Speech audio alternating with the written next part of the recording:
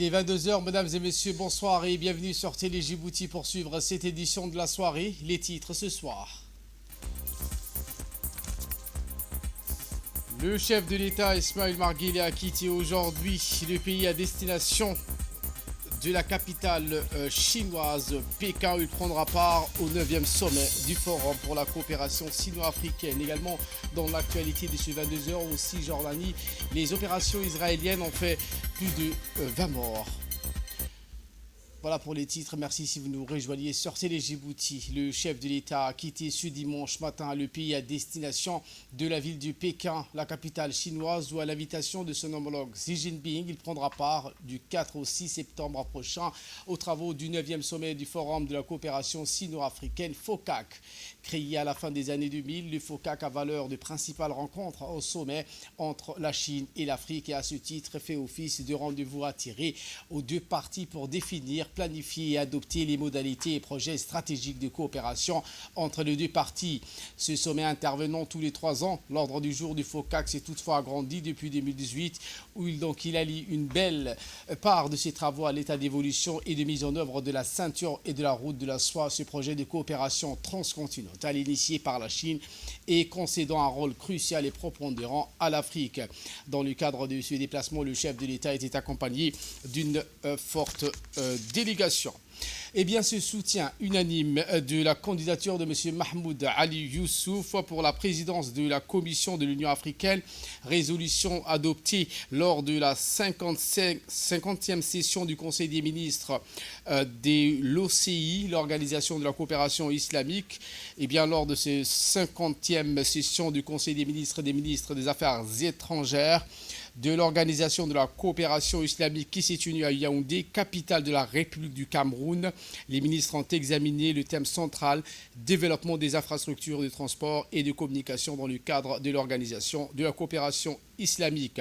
Au terme de la rencontre, le chef de la diplomatie des pays de l'organisation ont unanimement adopté une résolution visant donc à soutenir la candidature de M. Mahmoud Ali Youssouf au poste de président de la Commission de l'Union africaine pour la période 2025-2029. À Tajoura, cette fois, dans la journée d'hier, des pluies torrentielles se sont abattues sur la ville blanche, atteignant un niveau record de 85 mm donc d'eau en quelques heures. Ces précipitations ont également touché les localités voisines avec 29 mm enregistrés à Deilou et 15 mm à Balho.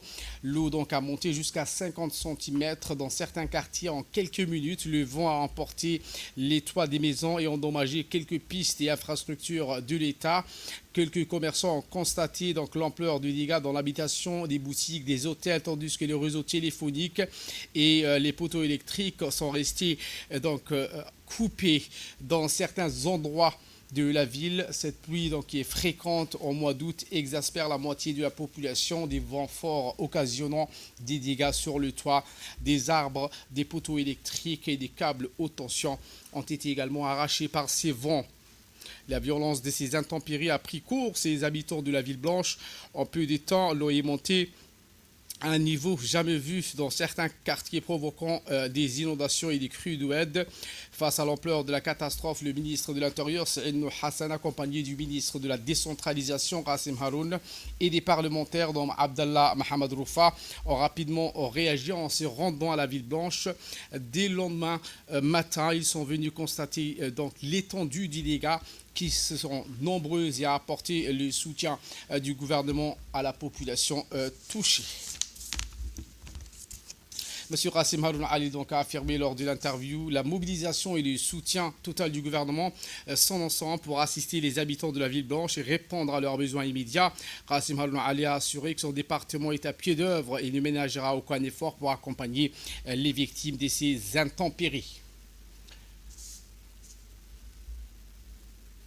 Et pour sa part, le député de la région, Abdallah Mohamed Roufa, a accompagné donc cette délégation ministérielle qui est venue donc constater l'état du sinistre dans la ville blanche. Prenant la parole également, le ministre de l'Intérieur, M. Saïd Hassan, s'est exprimé en ces termes. Moi et mon collègue ministre délégué chargé de la décentralisation, nous sommes venus constaté les dégâts qui ont été occasionnés hier après-midi par les fortes pluies accompagnées de vents violents qui ont impacté la région de Tadjoura. On a vu également aussi que, en se promenant donc ce matin dans la ville, que beaucoup de maisons ont été donc impactées, que leurs tôles ont été arrachées, qu'au niveau des infrastructures de l'EDD, beaucoup de poteaux sont tombés, ainsi que les fils. Et donc, hier après-midi, en début de soirée, toute la ville de Tadjoura était donc plongée dans l'obscurité. Mais heureusement que donc, les services de l'EDT, très actifs, ont réagi. Et au jour de ce matin, 80% du secteur donc, pour l'EDD ont été donc, rétablis. Et le reste, Inch'Allah, nous pensons qu'ils seront rétablis d'ici donc, avant la soirée. Et également aussi, au niveau donc, des infrastructures téléphoniques ont été touchées. Mais la partie la plus importante aujourd'hui, c'est là où nous sommes donc ce matin, c'est l'hôpital. Donc l'hôpital, le site donc provisoire où étaient donc placés tous les malades de Tadjoura et de la région de Tadjoura, en attendant que l'hôpital finisse donc sa construction. Ce site a été impacté. Vous voyez donc derrière moi que toutes les personnes ont été déplacées vers d'autres sites en urgence. Et là, selon ce que nous apprend donc le docteur responsable donc du site, les responsables donc du ministère de la Santé sont en déplacement pour venir constater les dégâts et également donc apporter les premières solutions pour soulager les souffrances donc des malades qui ont été déplacés. Je remercie donc l'ensemble des autorités de la région et surtout le président du conseil régional qui a effectivement n'a pas baissé les bras depuis hier soir ainsi que le préfet par intérim, ainsi que les autorités civiles militaires et police, ainsi que les autorités coutumières qui n'ont pas ménagé leurs efforts pour venir apporter leur aide à la population. Et à partir de ce moment, et depuis d'ailleurs hier soir, l'État jusqu'à la plus haute autorité est au courant de cette catastrophe et il prendra les devants pour pouvoir venir répondre aux besoins de la population de la région de Tadjoura. Et son intervention, le député Abdallah Mohamed Roufa qui accompagnait cette délégation ministérielle venue constater la situation des sinistrés de la ville blanche suite aux fortes pluies et vents violents qui ont touché cette région. Il a indiqué qu'il a constater des visus, les dégâts qui sont multiples, allant de nombreuses maisons endommagées et des structures sanitaires. Monsieur Roufa a précisé qu'il apportera le nécessaire aux sinistrés de ces vents violents qui sont abattus hier. La ville blanche.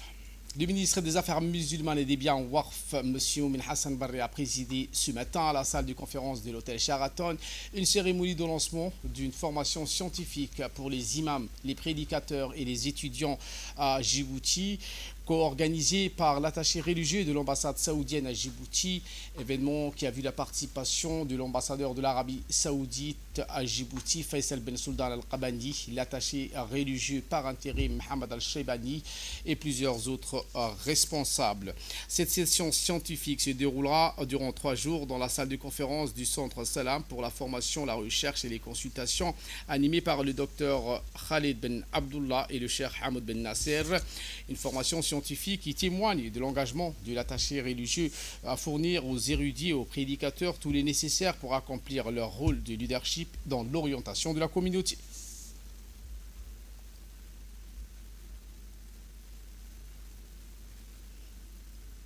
Prenons la parole à cet événement. Le ministre des Affaires musulmanes et des biens Waqf, M. Moumin Hassan Barry, a prononcé un discours dans lequel il a exprimé sa grande satisfaction d'avoir parrainé cette occasion. Il a chaleureusement accueilli les participants, en particulier les invités du Djibouti en provenance du Royaume d'Arabie Saoudite, Monsieur Barré a attiré l'attention sur la rencontre avec son homologue saoudien, Dr Abdulatif Ben Abdelaziz, à la Mecque lors du 9e congrès du ministre des Awqaf et des Affaires islamiques des pays musulmans. Les recommandations de ce congrès, a-t-il souligné, et le renforcement de la coopération entre les ministères des Affaires islamiques dans le monde musulman. M. Barré a également souligné que dans le contexte des transformations idéologiques que traverse la communauté musulmane, la Oumma, notre pays, sous l'impulsion du chef de l'État, a pris l'initiative de créer un institut du nom de Al-Wasadiyya et de la culture de la paix inauguré en mars dernier. Le ministre du Commerce, sous la direction du commerce intérieur, a lancé la deuxième phase du recensement général dans tous les points de vente afin de disposer de façon exhaustive les données détaillées dans tous les points de vente. Cette opération du genre a été organisée l'an dernier et a ciblé essentiellement le centre-ville. Cette deuxième phase du recensement général des points de vente a pour objectif de fournir une fiche d'identification avec un code QR.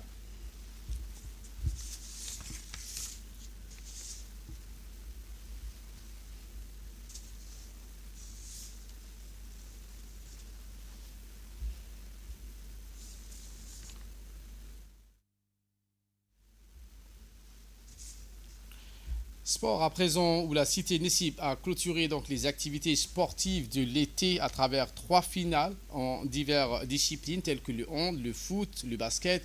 Cette année, elle s'est distinguée avec l'introduction d'une nouvelle discipline, le Vovinam, un art martial vietnamien, un événement qui a rassemblé de nombreux participants. Cette initiative donc sportive partagée par de nombreux jeunes en fin de cérémonie, des remises des trophées donc, a été faite aux différents lauréats qui ont été honorés pour leur performance exceptionnelle au cours de l'été.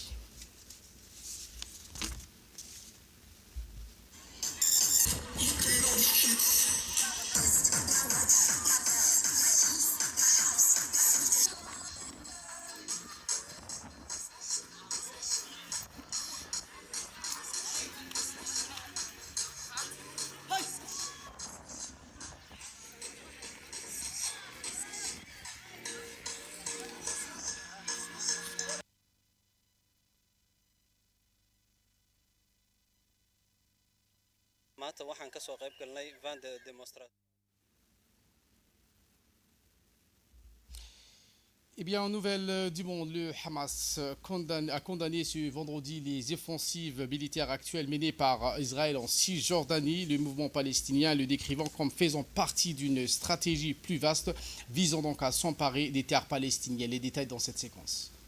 La résistance du Hamas a condamné vendredi les offensives militaires actuelles menées par Israël en Cisjordanie. Le mouvement palestinien les décrive comme faisant partie d'une stratégie plus vaste visant à s'emparer des terres palestiniennes après avoir expulsé de force leurs habitants. Les offensives militaires en cours par les forces israéliennes en Cisjordanie, présentement concentrées dans la ville de Jenin, sont la continuation des crimes de guerre commis par Israël dans la bande de Gaza ainsi qu'en Cisjordanie, a déclaré la résistance du Hamas. Le groupe palestinien a affirmé que les récentes offensives militaires, y compris celles de Tulkarim et Toubas, ont échoué et que le résultat inévitable de l'agression actuelle à Jenin serait la même. Depuis mercredi matin, l'armée israélienne mène une offensive militaire en grande échelle dans les villes de Tulkarim, Jenin et Toubas, dans le nord de la Cisjordanie. Il s'agit de l'offensive la plus étendue de au moins 19 Palestiniens ont été tués par les attaques militaires israéliennes depuis vendredi après-midi. Jeudi soir, l'armée s'est retirée de Tulkarim après une journée de frappes militaires intensives dans la région. Plus tôt dans la journée, l'armée s'est également retirée du camp Al-Far'a à Toubas après des actions militaires similaires. Dans une décision historique rendue le 19 juillet, la Cour internationale de justice a statué que l'occupation israélienne de longue date des terres palestiniennes était illégale. La Cour internationale de justice a exigé l'évacuation de toutes les colonies en Cisjordanie et à Jérusalem-Est. Les tensions sont vives à travers la Cisjordanie occupée en raison de l'offensive israélienne brutale sur la bande de Gaza qui a tué plus de 40 600 Palestiniens, principalement des femmes et des enfants, depuis le 7 octobre dernier. Voilà pour l'essentiel de ce 22h. Merci de votre fidélité. Restez avec nous. Le programme continue sur Télé Djibouti.